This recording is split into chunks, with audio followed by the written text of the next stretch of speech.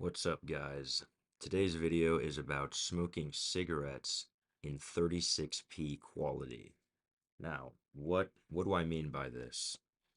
There's a video on YouTube by a creator named Jacob fucking Jones. And one day I came across this video called Smoking a Cigarette in 36p Quality. And I wanted to talk about this video because it is an amazing video.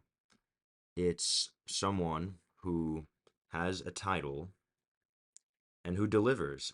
He says, I'm going to smoke a cigarette in 36p, and then he does it, and he talks about how the day is, how the cigarette feels, that, it's a funny video because it's in 36p. I mean, I've never even seen that before. There's low quality videos, but to purposely make your video 36p, I think that's funny.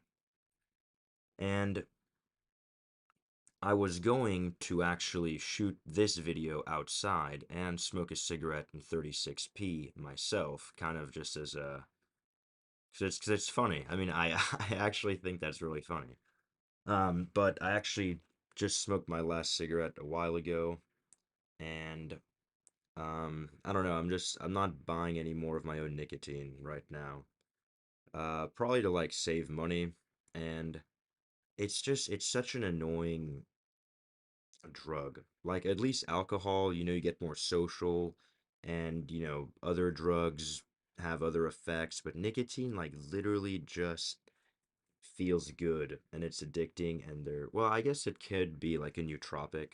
I know some people claim it's a nootropic.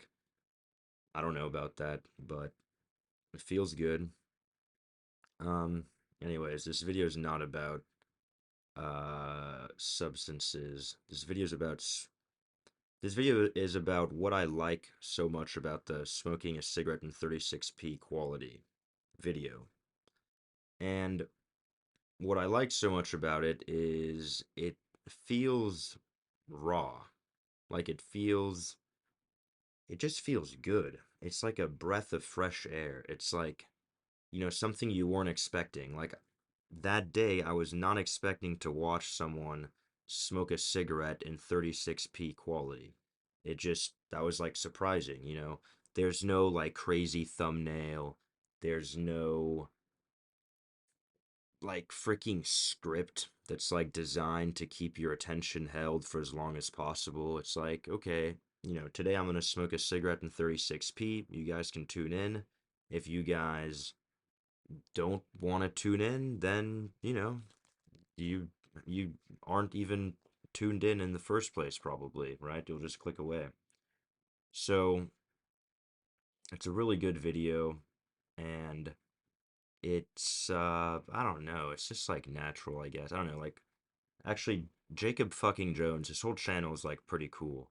Um, and it's inspiring to see that someone can just be, be on YouTube and just, do what they do. His channel is about like smoking cigarettes and like reviewing them. And that's cool that he has a bunch of subscribers.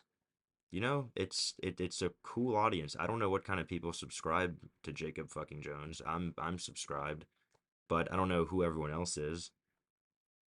There was this funny comment in one of his videos where someone was like, "Damn, this guy just monetized drinking beer and smoking a cigarette on a Thursday or something." And I was like, "Nah, that's pretty good gig." So, I guess what I'm trying to say is I like his channel and I want my channel to be more like his. Now, of course, this is a little weird because this channel is about developer relations and promoting technologies and having tutorials and kind of like explaining, things in Web3 and the blockchain space. So, what could my channel inherit from a channel like Jacob fucking Jones? Well, I'm kind of just speaking out loud or thinking out loud here, so I don't know. I guess Well, one problem is that this channel needs like a main goal and a main mission. And so I don't know if this channel is about building a personal brand. I don't know if it's about, tutorials yet. I don't know if it's about promoting certain protocols in Web3 in the crypto space. So, maybe it's also about converting people who are not programmers into programmers, right? Maybe it's like let me honestly just like raw just give you reasons why becoming a developer is a good idea and why you can do it. Because, my story is I've always been bad at math and I've hated computers my whole life. And I studied philosophy trying to run from like all the STEM stuff. And, I became a programmer and it was like pretty cool. So, anyone can do it. So I don't know if it's like, I'm just trying to convince people to become programmers, um, or if I'm trying to convince people who already are programmers, who are, in the Web 2 space, like the old internet, and, trying to get them to come over to Web 3, like the crypto, the blockchain space, because this is like literally the future. And I'm fully aware that, of course, I would say that because I work in it. So, why would uh, like, why would I not promote what I stand for? So, yes, I am biased, but, and me acknowledging that does not make me any less biased, but just letting you know that I'm biased. But, you know, I've found, happiness here, I guess. I've made progress, and, this progress is accumulated into something. And yeah, I'm just watching the views go up on my earlier videos in this series, and I'm kind of surprised, honestly. So I don't really know who's watching these videos. I don't know for how long. The YouTube analytics are actually pretty cool. I don't think people are watching the videos for that long, but I'm also not optimizing for that. I don't have a script. I don't have a structure to what I'm saying. There's a way, there's a game to be played, right? The whole content creation thing can totally be gamified and it's totally a skill thing. And, making it a skill thing doesn't take away from the quality of what you're delivering. It might actually make the quality better. But, why am I not optimizing for this in these videos? I'm just speaking as I'm thinking. Um, this video series is about me speaking to a camera for 30 days. So that's why it's not optimized. Because if I had to come up with a script or something like freaking crazy, I mean, first of all, that would defeat the point because, then it's, some premeditated thing that I'm not actually getting more comfortable talking in front of a camera or, some kind of live audience or delayed live audience. So that would defeat the purpose. It's I got a minute and 15 seconds left. Hmm. You know, Jacob fucking Jones. It's a cool YouTube channel name too, I don't think he really swears that much, but his name is just Jacob fucking Jones. And it's the same thing with the guy who did the GameStop, the Red the Redditor who did the GameStop uh the fucking GameStop short or whatever, the big, whatever the GameStop thing. His name was Deep Fucking Value, and it's just so funny because in the interviews and stuff, the guy doesn't really swear, but his name is just Deep Fucking Value, which I think is hilarious. So, all of this is probably, I don't know, like whatever Jacob fucking Jones, and there's like a few other YouTube channels that just feel authentic. And there's other YouTube channels that feel very the opposite. They feel like kind of corporate, and I don't really like that corporate feel. but there's also a game to be played. So I'm still trying to figure out the middle ground between, authenticity, which I think I spoke about in my first video, how to be authentic on camera. I kind of talked about that, and I linked someone's channel who explains it better than I did. Um, and yeah, that like once you can do that, then you can do that. That's fine, but that's not gonna make your channel grow, right? It's, I might actually go a little long here. Um, it's like these artists or these writers, or I mean, I guess writers are artists.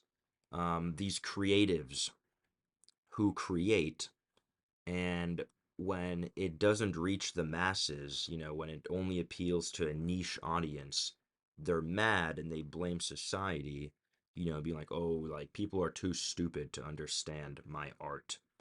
And that's pretty dumb, right? Because if you put the blame on other people, then you literally can't do anything about it because it's other people's fault.